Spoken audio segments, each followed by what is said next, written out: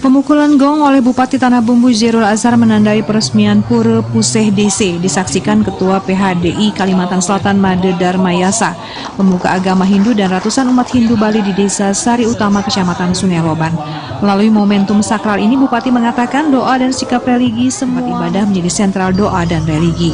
Bupati berharap Pura Puseh DC Adat Mertabuana dapat dijadikan pusat sarana beribadah bagi umat Hindu di desa. Selain itu juga dijadikan sarana penyampaian dan penyebarluasan belas asih serta kebajikan bagi dengan tidak membedakan perbedaan yang ada, khususnya perbedaan agama dan suku. Dan ini yang sudah beberapa ya, karena Tanah Bumbu ini kota yang kita bangun dengan semangat religi, sehingga kita harapkan semua agama hidup dan berkembang, karena kita yakin kalau semua agama berkembang, semua berdoa, pasti yang menjadi cita-cita kita akan semakin dimudahkan dari atas. Jadi kita yakin sekali ini akan menjadi sebuah sarana yang membentuk nilai-nilai agama sekaligus juga moral. Sementara Ketua PHDI Kalsel Made Darmayasa mengaku bangga atas dukungan pemerintah Kabupaten Tanah Bumbu.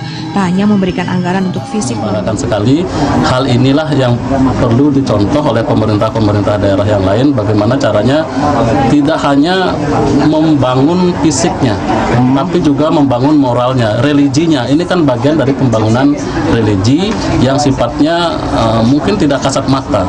Dengan adanya bangunan ini ya, itu akan menambah vibrasi kesucian pura, sehingga cara berpikir orang di sekitarnya juga akan Pura Puseh DC Adat Mertabuana. Rangkaian peresmian ditutup dengan pertunjukan seni tari tradisional Bali, Rejang Renteng dan Rejang Sari. Sebelumnya, Pura Puseh DC ini sudah diresmikan secara ritual dengan berbagai rangkaian tradisi. Thank